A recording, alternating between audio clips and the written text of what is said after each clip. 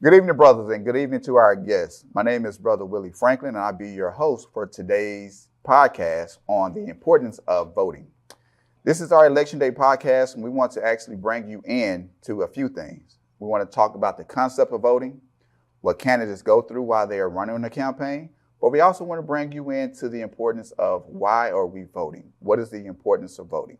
So we have some very distinguished guests, and let me start by introducing my good brother, my line brother, my co-host, Matthew Canto. Cantu has not only ran for office in the city of Dallas, District 4, but he's also a pillar in our community by serving on the front line. Brother Canto, what's up, brother? What's up, Brother Franklin? I want to thank you for that warm welcome. As he stated, I am a member of this community. I've ran for office in the city of Dallas, and so I have a unique perspective on what it takes to run for office, the challenges, as well as the pluses of running for office. But more importantly, we're here to speak with our special guest. So I'm going to turn it back over to Willie so he can introduce her. Thank you, brother. So with no further ado, we have a very, very, very special guest, good friend, member of the community, councilwoman, running for mayor in the city of Glen Heights, Shante Allen. Now, Shantae's, her resume, impeccable. When we talk about serving, when we talk about grassroots, when we're talking about being on the front line, voter registration, advocating for the community, PTA, NAACP, you name it, she's done it. And anything that she hasn't done, I'm sure it's on her bucket list to do. So with no further ado, help me welcome our good friend, Shante Allen. Welcome. Thank you so much. I appreciate you all taking time to do this to educate the voters. Thank you for being with us. So we're going to jump right in. And again, tonight, we want to be very informal. We want to be very understanding of our culture and our climate that we're in. But more importantly, our goal is for you to leave this podcast and understand why your vote is important, why you should vote, and what you're voting for when you do vote. We want to remind you that, again, early voting has already started, and it ends Friday, November 4th. So we want to please, ma'am, sir, please be sure to vote. So let's jump straight into our questions. Councilwoman, Yes. running for mayor. Yes. Tell us what prompted you and how did you get to this field of service? What made you decide, hey, I want to serve my community and now I want to take it a step further and run for mayor? That is a great question. It's a very long answer. To jump right to it, I was initially in NAACP as well as Urban League. I was living in New York at the time, and Eric Garner was killed by a police officer in a chokehold. And at the time, I didn't understand the culture of New York and their differences coming from Europe. They had cigarettes that they would call something else, and I didn't know what it was. And so when I went to work, had a conversation with a coworker, and found out that basically he was killed because of one single cigarette. And I thought, no, it had to have been drug related or something else. No, it was just one cigarette that they were harassing him for. So I'm thinking this is the most ridiculous thing. And it was really a ton of people all over, upset, ready to protest, not knowing how to release their anger. And so NAACP, along with Urban League and National Action Network, which is Reverend Al Sharpton's group, came together and they developed a protest, a rally, the whole nine. We got on buses, we drove out to Washington, D.C. for a rally. And while we were at that rally, they had several mothers of young Black males who had been killed. And so for me, the inspirational part was hearing all of the mothers, especially the last two. One of them said that their son was shot 22 times in the back by a police officer. He was unarmed. He did not commit the crime, and nothing has happened since. Okay. Another mother, 15 times. They were shot 10 times. And it was just on and on and on. And I'm thinking, we live in America. This cannot be true. I just don't believe it. And they're standing there in front of me. And so one of the lawyers said, we have to be the ones to make our own laws in our community. And I thought, oh my gosh, it just something swept over me. Up until that time, I was an official volunteer. I did volunteer work everywhere. And I just thought, could I do this? Is this something? But I don't really see it as being a lawmaker or a legislator. I just see it as I'm helping the community. Right. And so with that lens, city council is very different for me. I'm not standing at an event, sort of standing over people, talking down to the people. I'm serving them. Right. You know, we had a pancake breakfast. I'm getting juice. I'm getting more pancakes. What do you need? Let me hold this baby while you eat, because that's my job. And so it really is one of those things where you can help the community in a much different way. And what I like about city council is that because I'm out in the community talking directly to them, I can hear what their needs are. I don't have to send somebody else out an aid or anything like that. I can hear directly from them. I'm on social media night and day. They can reach me. They can call me, email me, fax, whatever they need to do. They are there to tell me what they need, and I am accessible so I can hear those needs from them. So 4 years of that. I want to say 2 years in, I was doing a pretty good job. I didn't know I was, but they told me I was. Okay. And they started asking me to run for mayor. And I thought, wow. no, I can't run for mayor. Why can't you run for mayor? Well, because I'm on city council. Well, I think you should run for mayor. And so it was something that I never, ever thought of. But several people asked me to run for mayor. And so I thought, oh, let me think about it. I'm not sure. And so even this year, when I want to say 2 weeks before the application opened, I still had not decided to run. Mm-hmm. So someone called, a friend in DeSoto, as a matter of fact, said, you know, someone's trying to get in touch with you. And why are they trying to get in touch with me? So I finally called this person back and she says, I'm going to help you become mayor. And I thought, I didn't say I wanted to become mayor. Well, no. I see it. I've been watching you. We've been talking about it. Who is this we? And so it really was this whole conversation about what the community expects Right. from their elected leaders. And they felt that I had what it took to be an effective leader and manage the community in a way to where I could bring everybody together. And so that's what ended up happening. And so I ran and I went back and told them, y'all better vote for me because y'all put me out here. Right. Because otherwise, Most if I don't definitely. have your support, I Right. can't win. And so it really is that getting out into the community and just trying to be the best servant leader that I can be. Right. So you said a lot. Yes. A lot to unpack. Yes, indeed. So what I hear you saying is you saw a need, Yes. you felt the need, Yes. and it caused you to get active. Absolutely. So I didn't hear you say anything that, hey, you know, I went to school for this, I was trained for this, Not at all. I hear you saying, hey, I saw a need, and I just went for it. You know, I will say this. I grew up low income in Oak Cliff, in the hood. Me too, Oak Cliff, baby. And this was Shout the out hard Oak part Cliff. about running for office because I didn't know the etiquette. Right. I didn't know the rules. Mhm. And so a real I thing. had to fight my way through the best way that I knew how. So you make mistakes along the way, but as long as you keep your eye focused on the community, you'll get where you need to be. Right. So you transitioned from, you ran for office, Yes. city council, successful, and the same people came back to you and said, no, we see you need to go higher. Absolutely. So in 2018, I ran.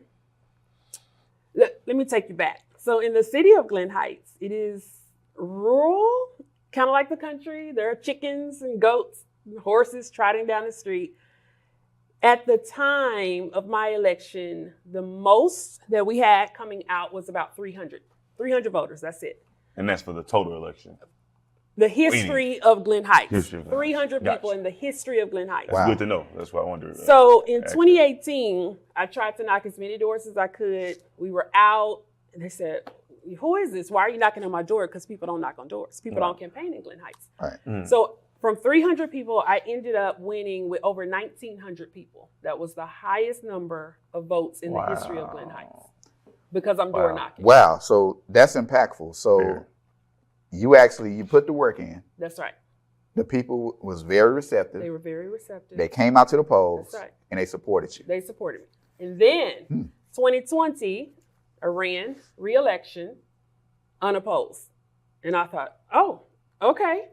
Because I thought I was going to have an opponent. Right. So you hear people chattering on social media, oh, she does this and she does that, and they don't like that I'm doing all these things, I'm moving around too much.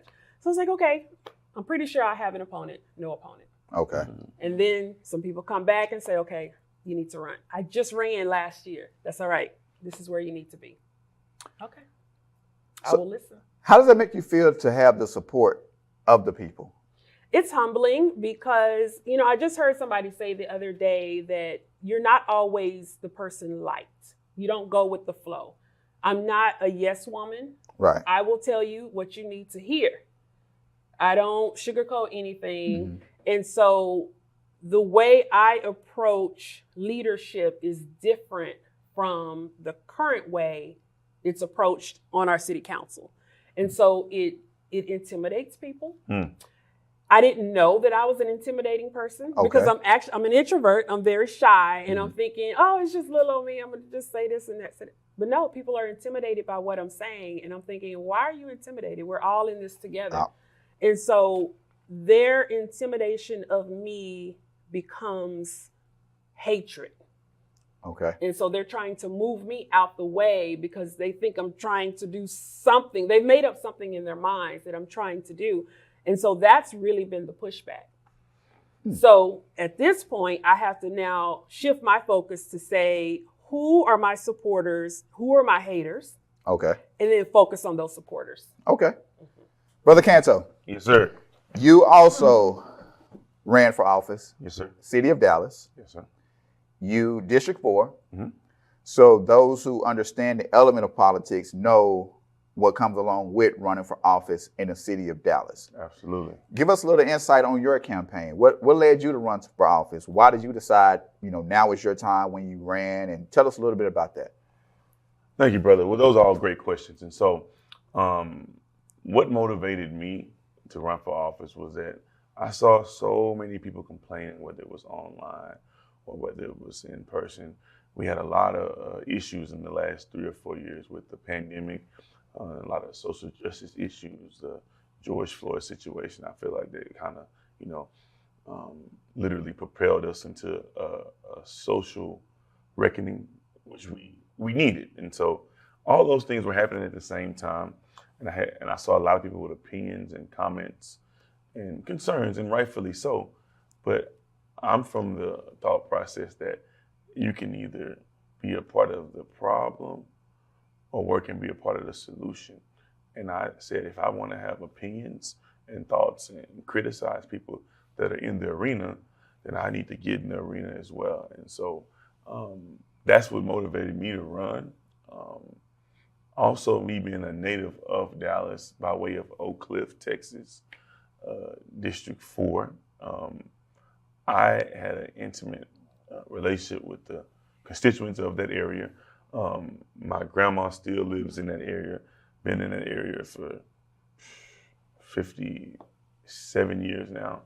Other grandmother's been in the area 50 plus years. And so I had an intimate bond and relationship with the citizens of Oak Cliff and Dallas. And so after attending college and coming back home, it just felt like it was the right thing for me to do, to come back to my community, not move out to the suburbs, but come back to my community and serve actually where I'm from.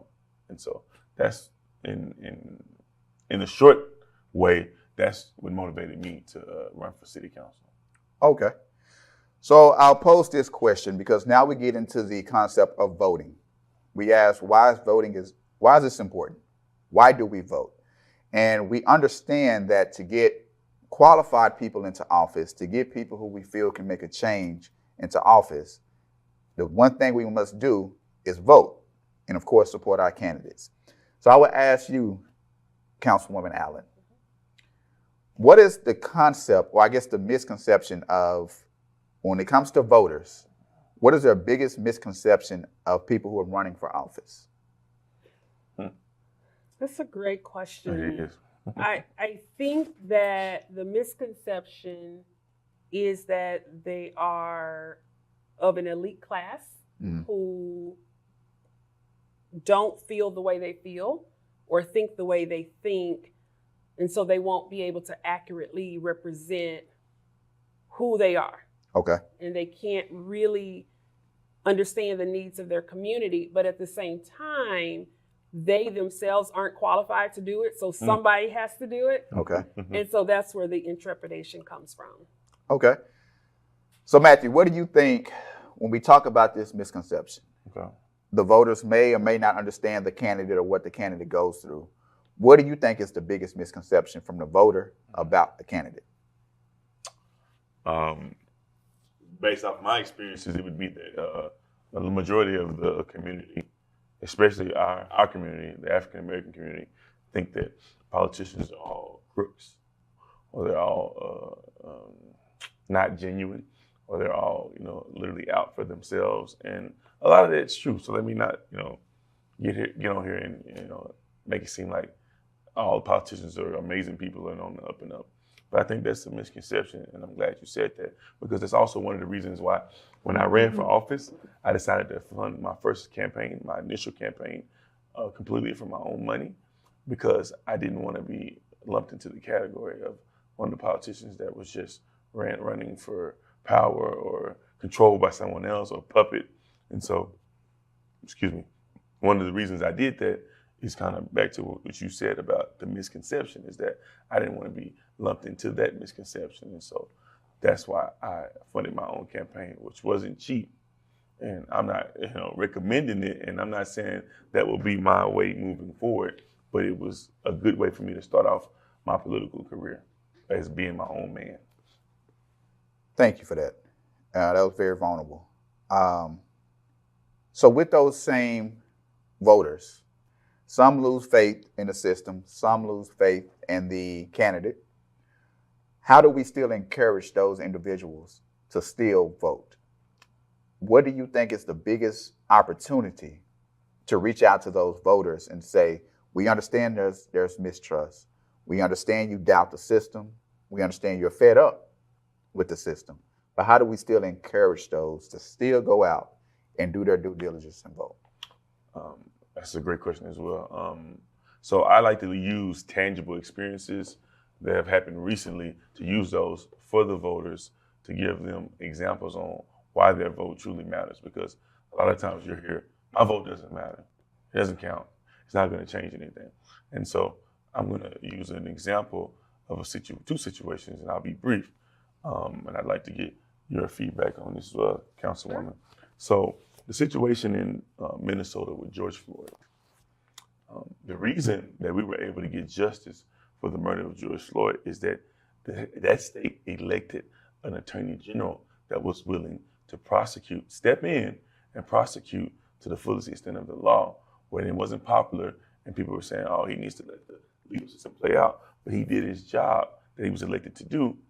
And that's one example. If we didn't have that particular attorney general in place, we've seen situations where we know people should have been convicted of murder, police officers, let's just be clear, of murdering unarmed African-American men and women, but they weren't because of particular DAs weren't willing to prosecute, or grand juries or sheriffs, whatever the case may be, weren't willing to prosecute. Well, all of those tie back to voting, whether it's voting for your city council, your police chiefs that are willing to prosecute or fire police officers when they're wrong, DAs that are willing to prosecute the police officers when they're wrong, attorney generals that are willing to step in. So all those tie in. But I'm going to give you another example of one. It could go the other way, the Breonna Taylor situation.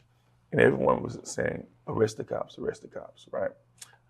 I agree, and I understand the frustration, but we have to get to the root of that problem. The root of that problem is that there's a judge that was elected that signed off on a no-knock warrant that was allowing these officers to do what they did. And so that goes back to saying, well, if maybe we had more viable candidates, more educated voters to get candidates in office that would protect those rights of minorities and African Americans, then we would have a situation where a judge would say, you know what, we don't have enough evidence to give a no-knock warrant here. Or, in my opinion, even outlawing no-knock warrants in general, because it's so dangerous to put someone's life in risk, and you don't know who's on the other side of that door. And so those are two examples, in my opinion, and I'd like to get the feedback of both of you all about what I just expressed. Same question. but definitely we want to know your input on individuals who are upset with the system. We're upset with candidates. We feel like, or some may feel like, their voices are unheard. They feel like they may vote and get support. They may vote, will not get support. So we want to know, in your experience, in your opinion, how do we still encourage those individuals, that demographic who has lost faith in the system? How do we get them out and encourage them to vote? So voting is an ecosystem. I agree what you're saying. And within that ecosystem, we are dealing with an outdated system. And so what we have to realize is that in order to get the buy-in of our voters, we have to educate and participate throughout the year. Right. I think that's where we go wrong. We wait till election time, vote, vote, vote, vote, vote. But you haven't said anything to me before in the other 11 months. Engagement. And Right. now all of a sudden, you're coming at me so hard. I don't know what's going on. I'm confused. Who are all these people? Where do I find them? We still have people today, even in Glen Heights. So the city of Glen Heights sits in 2 separate counties, Dallas and Ellis. And I have people at both. Right. They come to the wrong spot every single time. And you ask yourself, we've posted this 1,000 times. Why are people still going to the wrong voting location? Right. This is not your county. Well, they're not sophisticated voters, as you said. And so within this ecosystem, I think that if we are going to do this job of educating voters, we have to do a better job of getting to their level. Right. And I think that's where we often fail. Those of us who are in politics, we love politics. We breathe politics. Right. So we know it like the back of our hands. The people who we're trying to influence don't. Right. So I think we have to do a better job of getting on their level to say, this is what I need you to do, and this is how I need you to do it. For example, about 2 years ago, I started carrying voter registration cards in my car because it's always an issue. Right. Every time I have a conversation, you're not, okay, hold on, let me run to my car. Because it became this thing where, well, where do I go get the card? How do I do it? And even the laws are confusing because people are saying you can register to vote online. You can't do that here in Texas. No. You can go online and get the application and download it. Right. That's all you can do. Right. So there misinformation is spread. And so what we want to do is, I think, devise a plan, even if it's a quarterly plan. We want to start with the kids at a younger age. We wait till high school, but in middle school, we need to prepare them for the real world. One of the things that I tell my niece, she's in college now, you may not be interested in politics because nobody in my family is in politics. I'm the only one. And they're Right. just like, oh my God, what is she doing? So my niece is an athlete. She's this all-star track athlete. And so one of the things I've been telling her is to get involved in my campaign. Well, she's, oh, I'm not political. That's not something that I'm interested in. But it is. You Right. just don't see it right now. Right, We have to exactly. make it plain for you. Yeah. So then we find, and I'm not good with sports, but NCAA or somebody were not paying college students, but the students wanted to be paid. So it became a whole thing, right? So they had to go through and change the law. So my point to her was, this is your opportunity to change the law. Bingo. To change the law for college athletes just like you. So if you would have taken the time to read up on the situation, because you want the change, but you don't want to be a part of the change. And we have to make sure that our youth are involved at the grassroots level so that they can see how this truly affects them. Because right now we're just talking at them. Hey, go vote, go vote. Well, what does that really mean? Right. That was a word. You want the change, but you don't want to be a part of the change. That's for the people at the back of the church. Say that one more time. You want the change, but you don't want That's to right. be a part of the change. That was powerful. Word. Because at the end of the day, when you go to Congress and they do the hearings, they want to hear from you. Yes. Right. But if no one wants to speak, then why do you expect for them to change this law for you? So I hear you saying a lot, but the most important thing I hear you saying is we have to meet the people where they are. That's right. We have to reach out to the people, understand their need, understand where they are, and then invite them up That's right. and find something that they can latch on to, That's right. that they can find as important, and get them involved. And at that point, that's how you seed into a grower. That's And right. grow a seed to vote. That's right. Next question would be, and that's actually a perfect segue to my next question. We see the impact in our community of the need to vote, but do voters know how not voting, do they know how that impacts their community? Mm-hmm. Let's discuss the impact. Let me tell you a story. I like stories. We are called the Best Southwest. It's like 5 or 6 cities, Cedar Hill, Duncanville, DeSoto, Lancaster, so on and so forth. And so we were dry. And there was an election where there was just a proposition, and it was to make us wet. So 75 people came out because nobody else cared. They were like, I'm not really interested in this. That don't know that she's referring to the alcohol, and they didn't have alcohol, and now they were trying to vote for the proposition to get alcohol. In those cities. It passed with 70-something people. 1 liquor store was built. 3 liquor stores were built. A 4th liquor store is trying to be built, and they are upset. Why do we have all these liquor stores and blah, blah, blah, blah? We have the liquor stores because you all didn't go vote. Right. You didn't go vote to say, no, we don't want these liquor stores. Yep. And now we got the liquor stores. We have an abundance. An abundance of liquor stores. So to your question, what happens when you don't vote? Things happen that you don't want because you didn't take the time to stop it. Right. So I hear you saying it's more than just what we see on a national level. That's right.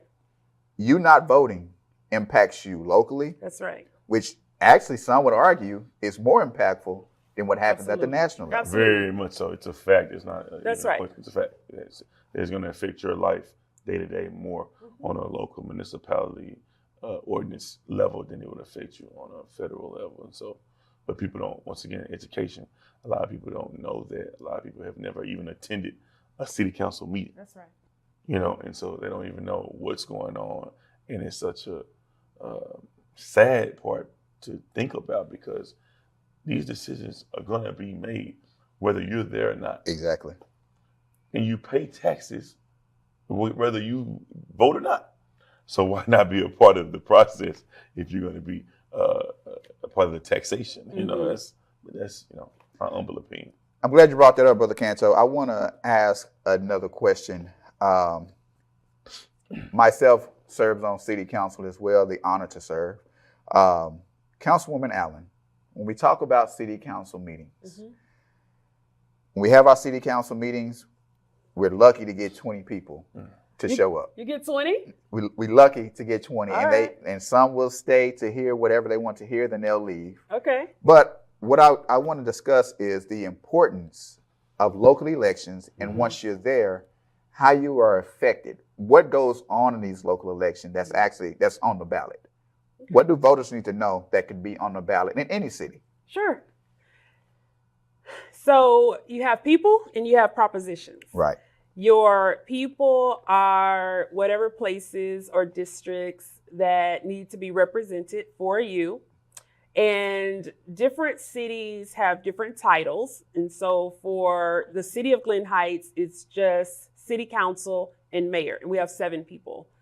So with the propositions, that's really where, and the bonds as well, that's where you get into bringing in buildings, bringing in maybe roads or something that you need. And so the voters have to vote on those propositions to say, yes, we agree that you can increase our tax rate by 1 penny so that we can have additional revenue in order to build this bridge or to prepare for this liquor store or what have you.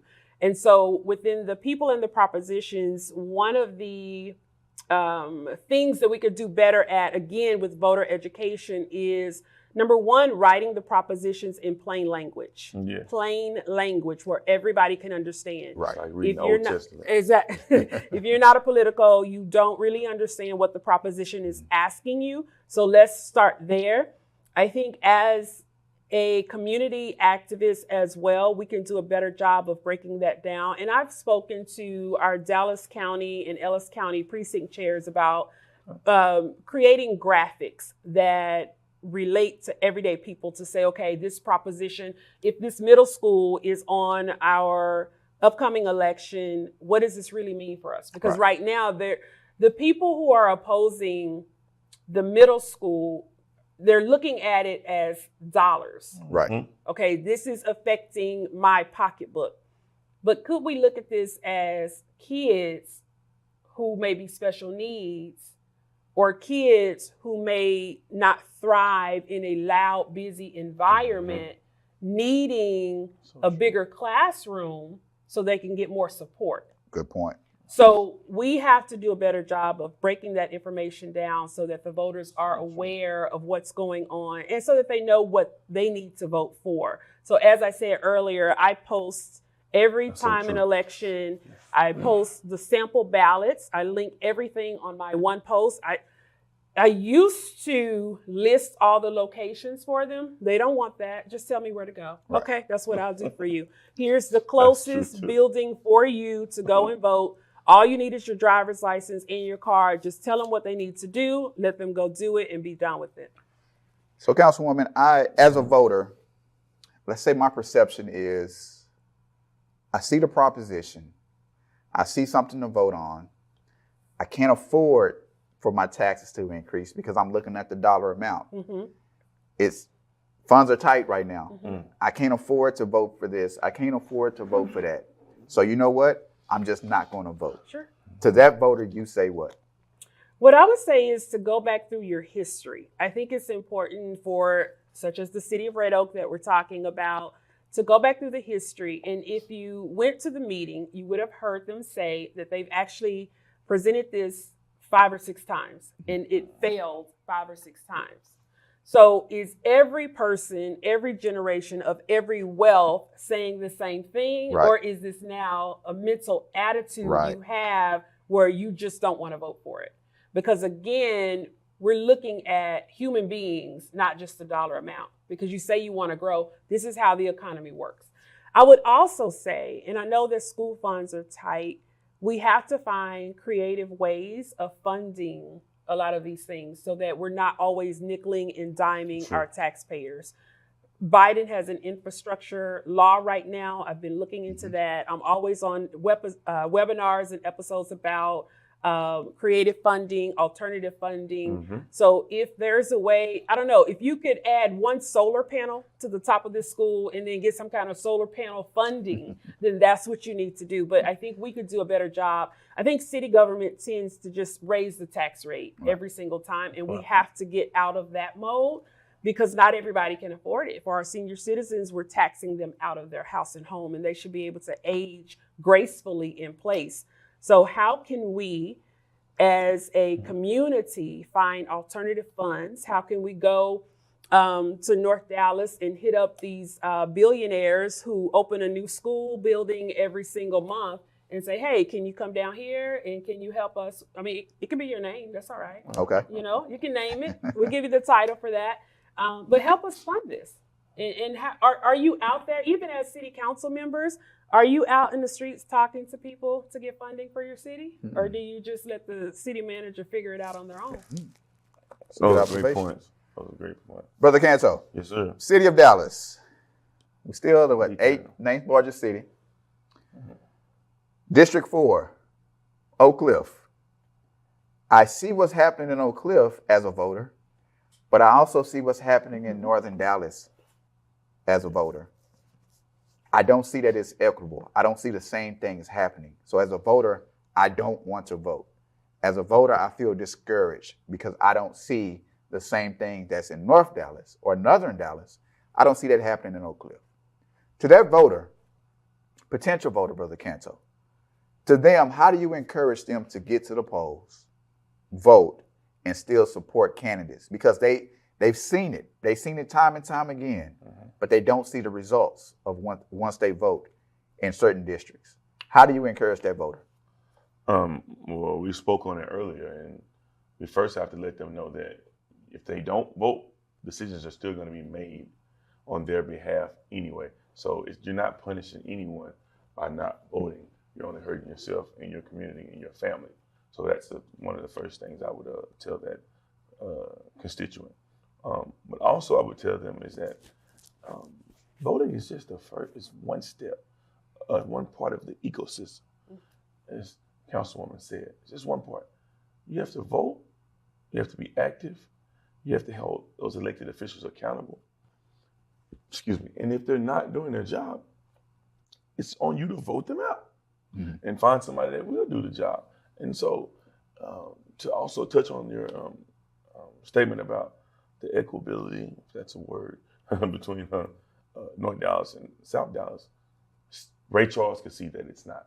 And we all know that, and that's been an ongoing issue. And there's been studies and reports done on it. There's been lawsuits filed against the redistricting and gerrymandering that's been going on. And at this point, quite frankly, it's ridiculous and it's sad. And the people know who I'm talking to. And I'm not going to go too deep into it, but they know who they are, and it's a shame. And so, but it's on us to make sure that we do our part and hold them accountable and continue to fight the good fight and get in good trouble, as John Lewis said, because they're only going to do to us what we allow them to do. And if it's not having banks in the whole district, but we have liquor stores and we have everything else accessible, but banks are not accessible. And I'm not saying they don't have any banks, but more banks, or if it's a situation where lending, they want for your homes, or they're valuing your homes at a lower rate.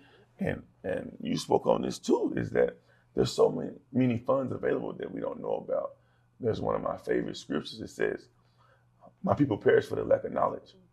And a lot of this is because of the lack of knowledge. And so we have to, as the arm bearers of the political world and our constituents, looking to us as elected officials and as engaged community leaders, we have to continue to try to educate them and give them the tools to make conscious, good decisions. Because the solar panels you mentioned, President Joe Biden has a fund right now, like you said. If you have solar panels, you get a credit.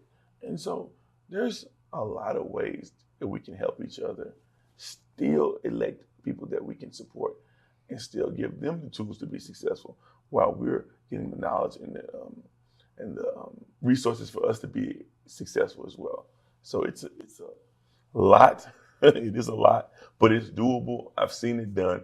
I've seen improvements when we stay on them and when we hold people accountable.